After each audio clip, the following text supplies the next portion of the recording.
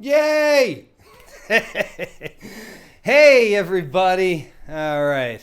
Wow, I don't know why we've had the tech problems we have in the last few days, but here I am. Hey, this is what I wanted to ask you. What do you think the most important thing about the steak you're about to grill is? Is it what store it came from?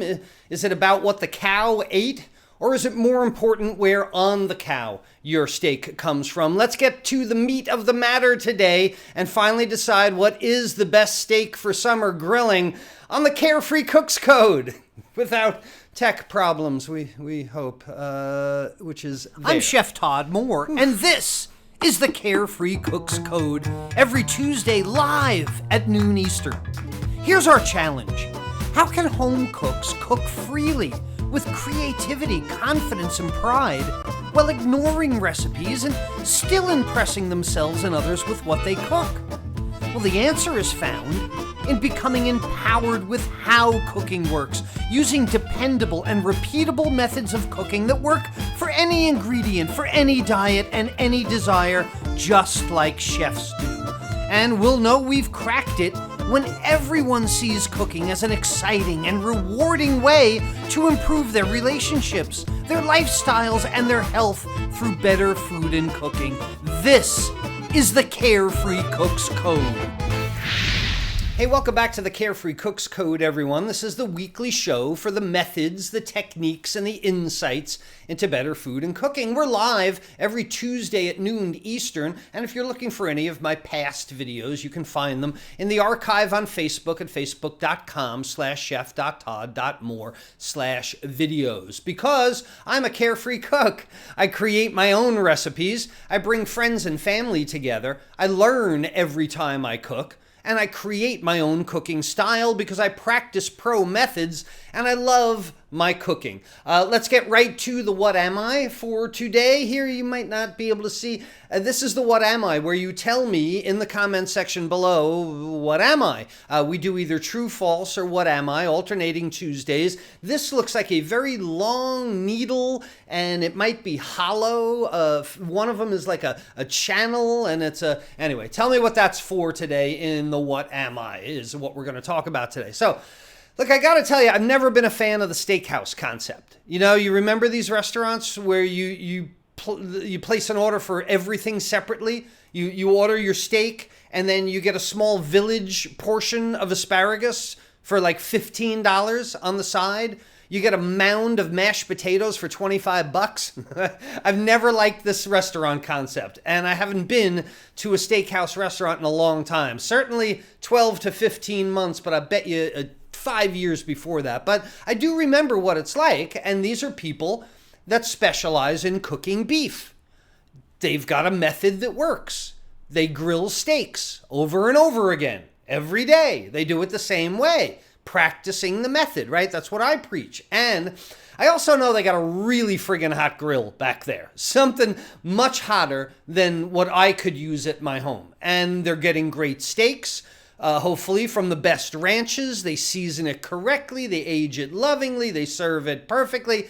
But it is something you can do in your own yard at a fraction of the cost. And you don't have to cook $50 worth of asparagus either, because I want you to remember this summer as the time that you were able to grill the perfect steak and be really proud of yourself. Because this is a question that comes at me every summer like waves on the beach.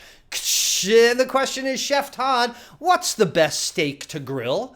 And, you know, I find it really funny. Nobody ever asks me, Chef Todd, what's the best squash to roast in the fall? You know, they don't ever write me, say, Chef Todd, what's the best fruit to make jam in the spring? Or what's the best root vegetable to braise in the winter? But, you know, once outdoor cooking season begins, everybody starts to think that if they could just get that one amazing steak, the perfect, exotic, marinated, aged, tenderized, milk-fed, grass-raised, non-GMO, free-range, gluten-free, larded and barded, antibiotic-free, hormone-free, humanely treated steak. If you can get all of those things, well, it makes your grilling instantly great, doesn't it?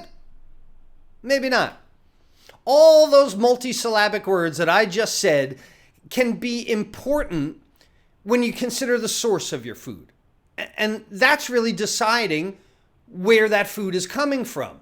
But no matter the source, right, you want to get the best ranch, the locally grown. I'm telling you, a local grass-fed steak instantly tastes better than another, but it doesn't solve all your problems. It's where your cow comes from, what it ate, how it was treated, that's the source. But where your steak came from on the cow can mean great grilling or chewy charcoal. So let's talk about the cuts of steak on a cow. And this is a topic, by the way, that we spend 3 full days in culinary school on, and I've got less than 20 minutes here to bring it all to you. So here it goes, 3 days of culinary school in under 20 minutes.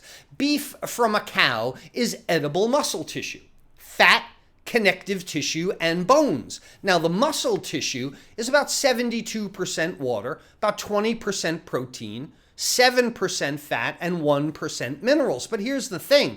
A single muscle is held together. It's composed of many bundles of muscle cells or fibers. They're held together with connective tissue. And the size of these bundles forms the grain and the texture of the meat. So when a cow fattens, some of the water, some of the proteins are replaced with fat.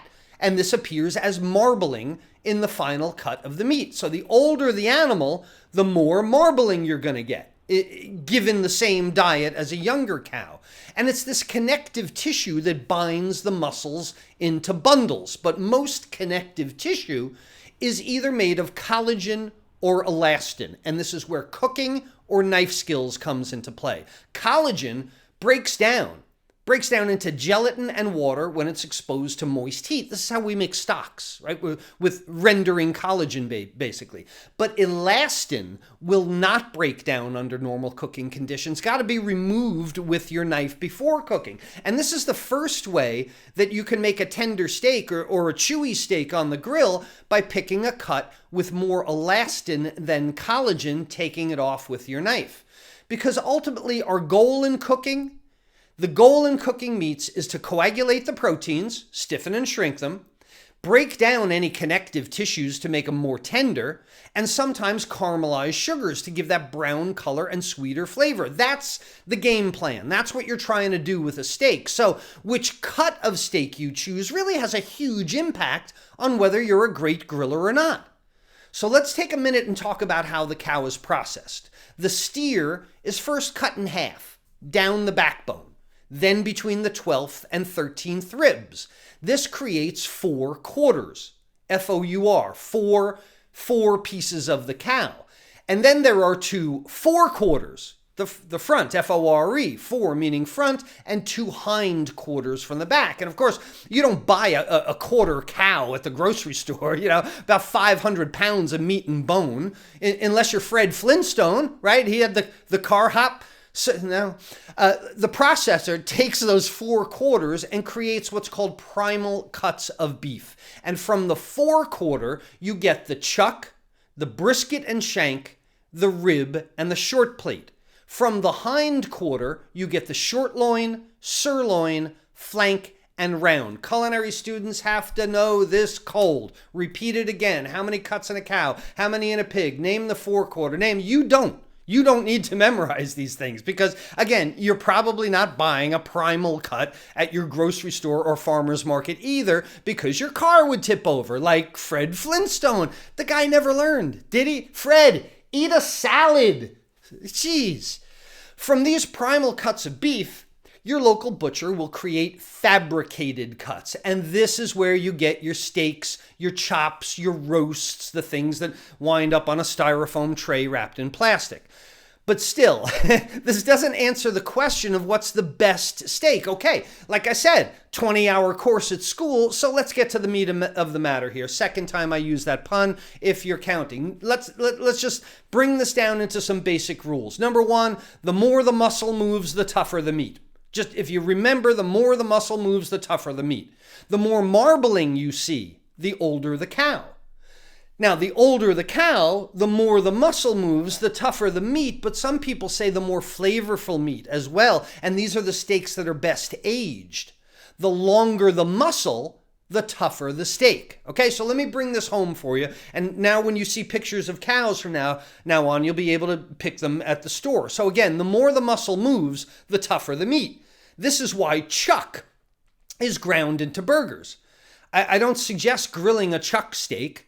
You'd probably braise it or roast it. You don't want to subject it to direct, intense heat.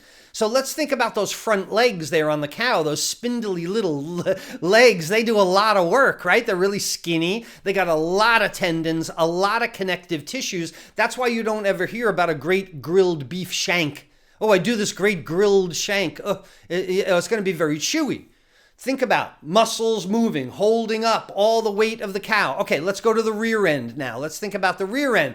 That rump, that rump holds up a lot of weight. Cow got back, right? Steaks from the round aren't good choices for quick, intense, direct heat like grilling. So that leaves the middle of the cow. And let's talk about the middle top and the middle bottom. Let's start on the middle bottom. The short plate and the flank are abdominal cuts. The abdomen is very lean. That means less marbling. You don't get a well-marbled flank steak. Less fat, but more connective tissue. And you're going to find that silver skin here, more elastin than collagen. And the people that don't like flank steak or abdominal cuts are because they don't clean them with a knife correctly. It turns out to be very chewy because, again, this is the connective tissue that does not cook away. If you've ever cleaned a flank steak, you see that shiny silver skin wraps around the muscle. That's the thing. It doesn't cook away and you don't digest it very well. You chewy. You need your knife skills to solve that problem. But once you remove the connective tissue, these can be really nice cuts of meat. The muscles are longer, but they're leaner and thinner. And this is why a flank steak is actually really good on the grill. I know I said longer muscle, tougher steak, but this long, thin steak on the grill that you then slice across the grain instead of with the grain of the meat makes it that much more tender. And the analogy I always make is think of if I take a pack of rubber bands, all right? If I'm holding rubber bands or toothpicks or something like this, and if you try and eat across the rubber band, like guitar strings or something, but if I slice the end of it, you get all these small grains, right? That's why, even though it's a long abdominal cut, a flank steak, a bavette steak, a flat iron steak, they're good for the grill, but they could use some tenderizing help. So these are steaks that are great to marinate in an acidic ingredient to help break down some of the connective tissue that's left. And you may notice that you really don't grill short ribs or a beef rib cut. You might grill mark them and then smoke them. I do my pork ribs simmering them in beer and vinegar, apple cider vinegar, and then they're pretty much cooked and then I might either smoke them or grill mark them. All of these things, by the way, are indirect cooking methods, right? Smoking them first, barbecuing them first, poaching them first. So these are cuts that often need a combination cooking method, but anything from the short plate is really too fatty. It's got a lot of connective tissue to go on the grill. So that leaves the top middle of the cow. And these are the muscles that the cow uses least. These are your best steaks for grilling right here. They're also the most expensive. All right. So cuts from the rib, cuts from the short loin, cuts from the sirloin are the most tender, often the best marbled with the least connective tissue muscles on the animal. These are also the cuts that are sliced into steaks, right? Long tenderloin. If you've ever seen a whole beef tenderloin on a cow and then you cut across them, this is what makes them really tender also, cutting across the grain into usable portions. T-bone steaks or a cross-section of the sirloin with a tenderloin. So it has a strip steak and a tenderloin. This is where sirloin steaks and ribeye steaks comes from. This is where you get your filet mignon or your beef tenderloin. This is the most tender muscle that runs along the spine of the cow. It's from the sirloin primal cut. Now, you're going to spend more money on it. So these are the questions that you have to ask. You can move further forward on the cow, further back on the cow, but you're going to have to marinate. You may have to par cook or combination cook, dry rubbing perhaps, and knife skills. Then you can make a very nice tender steak. You might have to consider the abdominal steaks and apply knife skills and marinating to that. But if you're asking me, out of the butcher and onto your grill, this is the area that we're looking at. The top of the cow, the rib, the short rib, the sirloin are where you want to get steaks that are going to go on the grill, direct conductive heat. Now, let me be silly for a minute, just to drive this point home. If the cow walked on 2 legs instead of 4, like us, everything would be completely different. And my students usually giggle at this one. So think about this. If a cow walked upright, the tenderloin would probably be the chewiest cut on the animal, because the spine is now going to have to support that upright right weight of 2,000 pounds or so on 2 legs. So forget about filet mignon and beef tenderloin in this strange world of upright walking cows. What I'm saying to you is that the chuck and the brisket would be the most tender cuts on my mutant cow that walks on 2 legs, because they're just going to dangle there, right? Those shoulder muscles, they don't have thumbs, right? So they're not going to be picking things up and eating and drinking and having a beer or something, right? So those shoulder muscles don't move as much. So until pigs fly, which would make pork tenderloin tough and chewy, and until chickens fly, which would make their breast meat be dark meat and taste more like duck, until that day where the entire culinary world is upside down because things are flying that don't and walking on 2 legs. It's just a nightmare, just a bad dream, Todd. Cows will continue to walk on 4 legs, and where the muscles that move the most make the worst cuts of meat for grilling. That's all you got to remember out of today's lesson. So you can focus on where the cow comes from, right? What ranch. But if you want the best steaks for grilling, yeah, consider that, but focus where on the cow your steak comes from. And then we can start talking about dry rubs and marinades, injections, brining, larding, barding, and all kinds of other great methods to make any steak you choose the best steak to cook for you, as long as you choose the right cut for the method that you're going to use, and then you'll be fine. What am I today? Speaking of larding needles, that's what this is. Another way to improve the tenderness of your steak. If your steak isn't already marbled, this is like pseudo marbling, and it's a long hollow needle that you stick into beef fat. It fills the needle with the fat. You stick it in your roast and then pull it out with a plunger, and it leaves these long lines of fat. It's called larding, and meats sometime are larding. I don't know if we do this anymore. But look, if you know someone who would really like to put a fire under their grilling skills by starting with the right cut of beef for grilling, then please like this video, love it, share it with them. And also, hey, have you heard about my brand new outdoor cooking program? It's called Obedient Outdoor Cooking, and when you finally control that backyard heat, you'll become the flame tamer you always knew you could. This new course, it's only a week old. It's all brand new videos that I spent the last few months filming in my backyard, and with lessons on grilling and barbecuing, everything from hamburgers, hot dogs, to cheesesteak sandwiches, pizza, even cast iron baking on the grill. And I have just added a new bonus section on smoking. This course is going to continue to get bigger and bigger throughout the summer. Were you there yesterday for my smoked tomato sauce? That video is now part of the course. And if you and I'm going to continue to add to this program, so if you're already a flame tamer, the course continues to get bigger. If you're not involved yet, you get started at obedientoutdoorcooking.com/get-offer without a space, like you see there, and you can pick up your own cool flame tamer t-shirt or apron for free when you join us. So thanks so much for being with me today, everyone. This is Chef Todd Moore reminding you that there's a method to picking your steaks and your cooking success. Bye, everyone.